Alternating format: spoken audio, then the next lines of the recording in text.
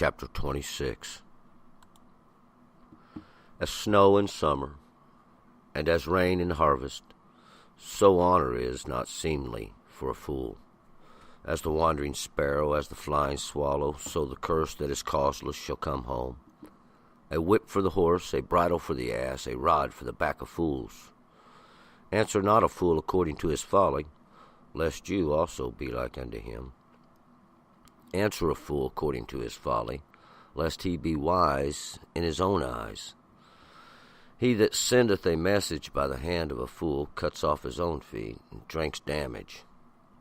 The legs hang limp from the lame, so is a parable in the mouth of fools. As a small stone in the heap of stones, so is he that gives honor to a fool. As a thorn that comes into the hand of a drunkard, so is a parable in the mouth of fools. A master performeth all things, but he that stops a fool is as one that stops a flood. As a dog that returns to his vomit, so is a fool that repeats his folly. Seest you a man wise in his own eyes? There is more hope for a fool than of him. The sluggard says, there's a lion in the way, yes, a lion in the streets. The door is turning upon its hinges, and the sluggard is still upon his bed. The sluggard buries his hand in the dish. It wearieth him to bring it back to his mouth. The sluggard is wiser in his own eyes than 7 men that give wise answer. He that passes by and meddleth with strife not his own is like one that takes a dog by the ears. As a madman who casteth firebrands, arrows, and death, so is the man that deceives his neighbor and says, am not I in sport? Where no wood is, the fire goes out, and where there is no whisperer, contention ceases. As coals are to burning coals, and wood to fire, so is a contentious man to kindle strife. The words of a whisperer are as dainty morsels, and they go down into the innermost parts of the body. Burning lips and a wicked heart are like an earthen vessel overlaid with silver dross. He that hateth dissembleth with his lips, but he layeth up deceit within him. When he speaks fair, believe him not, for there are 7 abominations in his heart. Though his hatred be concealed with deceit, his wickedness shall be revealed before the congregation. Whoso digs a pit shall fall therein, and he that rolleth a stone, it shall return upon him. A lying tongue hates those that are crushed by it, and a flattering mouth works ruin. All right, let's go back up to verse 1. We, again, have these Proverbs of Solomon, these old sayings, and probably in continuance to those ones that were extracted by Hezekiah's men.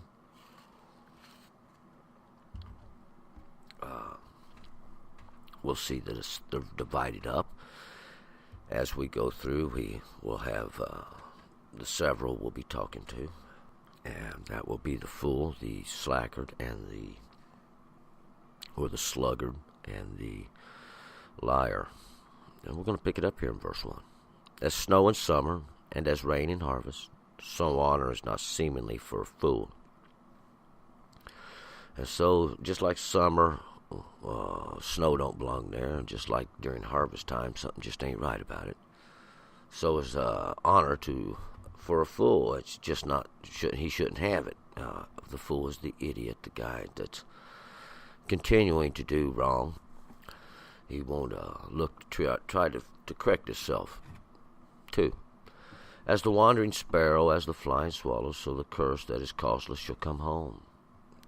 Like a wandering sparrow, and that's what it's doing. It's searching for its place.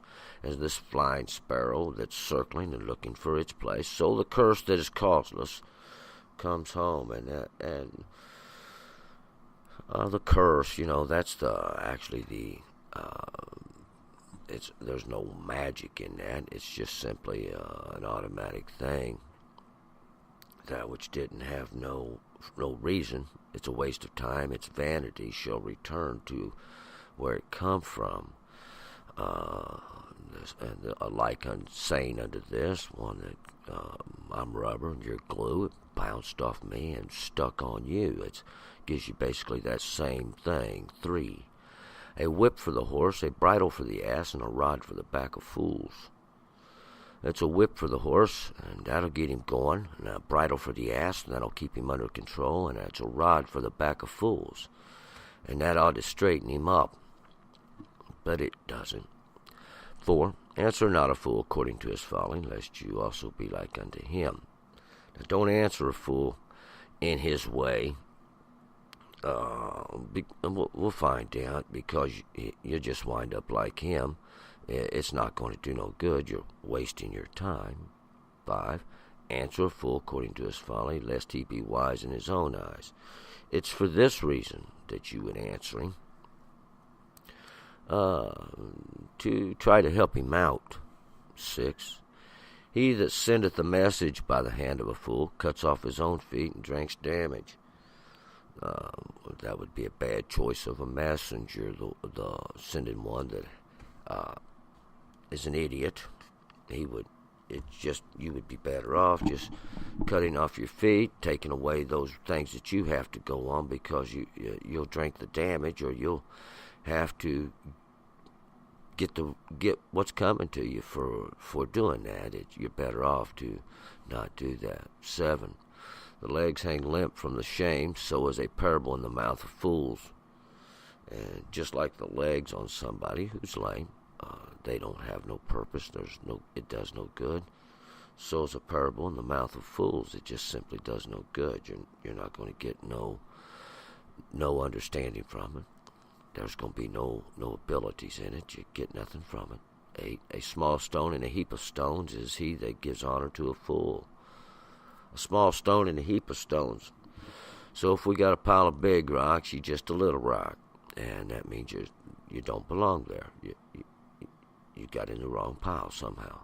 And this someone who gives honor to a fool would be the same thing. You don't belong there. You belong over there with the idiot. 9. As a thorn that comes into the hand of a drunkard, so is a parable in the mouth of fools. Like a thorn that comes into the hand of a drunkard, they'll pluck it out, but there'll be a little pain there later. And so is the parable in the mouth of a fool. It's not really going to do no good. He didn't feel it. The ramifications of it will come too late. 10. A master performs all things, but he that stops a fool is as one that stops a flood. A master, the one that is watching over all things, he does all things, he performs all things. He's keeping track of it, that the one that stops a fool stops the idiot. He stops a flood, because that's what happens when the idiot gets in. There's a flood. 11. As a dog that returns to his vomit, so is a fool that repeats his folly.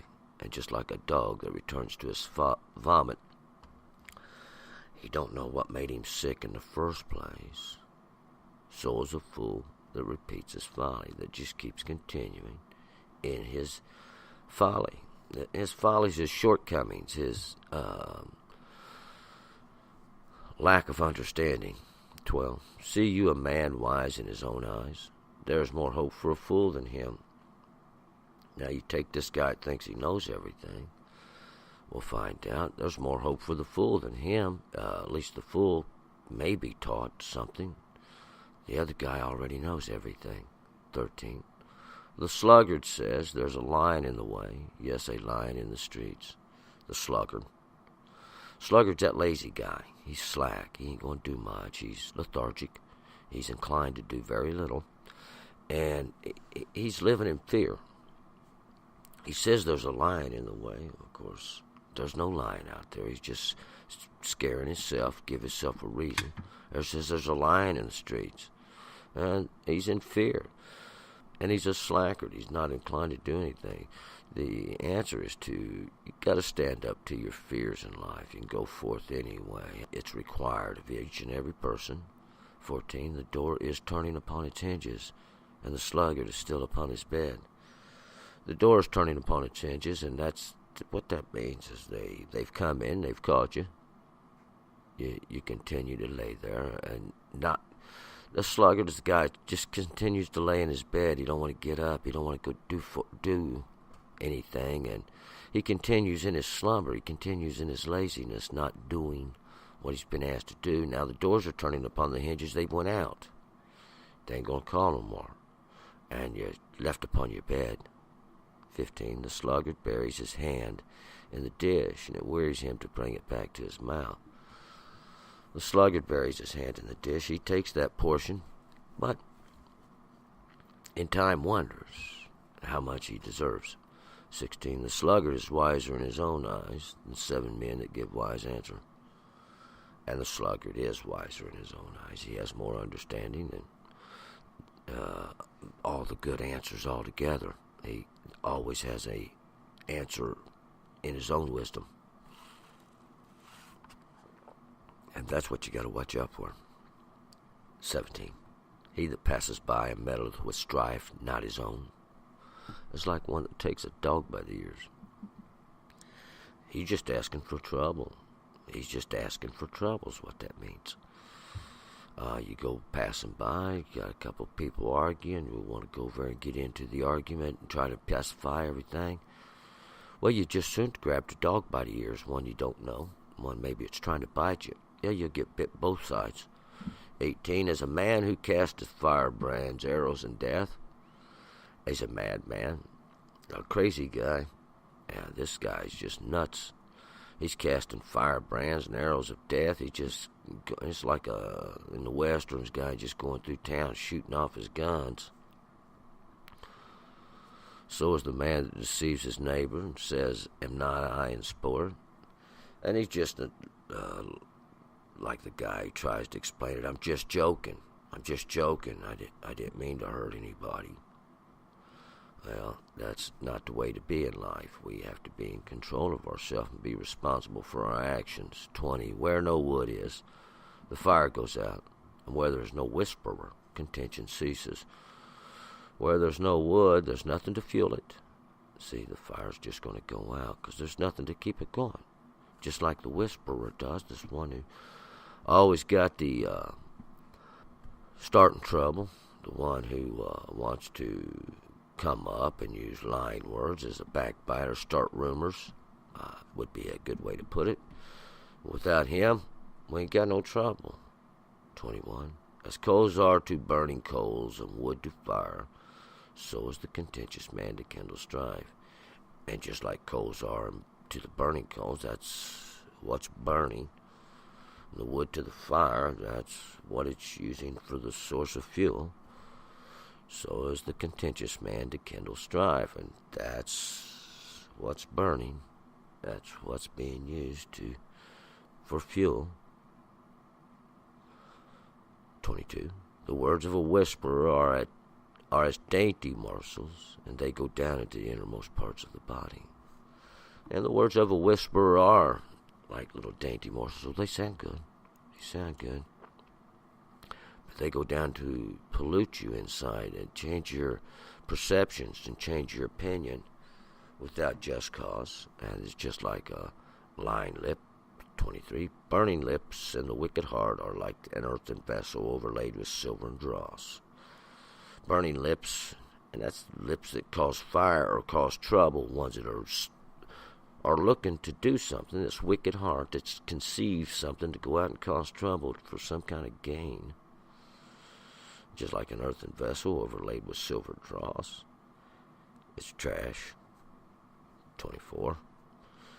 He that hates disassembleth with his lips, but he layeth up deceit within him. And this one that hates disassemble, he's just a liar causing trouble. And he's just laying up deceit within him because he thinks that he's right. And you know the Lord causes that. The Lord's got you right where he wants you. 25. When he seeks fair, believe him not, for there are 7 abominations in his heart. And when he speaks fair, that's that cookie. Got a little cookie to give you. Don't believe him. He's got 7 abominations in his heart. 7, that's the fulfillment, that kind of just makes the whole thing whole in his heart. He's got that inside. His total intent is to deceive and to take advantage of. 23. Though his hatred be concealed with deceit, his wickedness shall be revealed before the congregation. And it doesn't matter. See, his hatred may be concealed with deceit, with his lying mouth, with his cookie. But his wickedness shall be revealed before the congregation. It's going to come out sooner or later, and everybody's going to know. 27. Whoso digs a pit shall fall therein, and he that rolls a stone, it shall return upon him. The one that digs a pit, you'll wind up in that. You've set a trap, and you're just going to end up falling in it.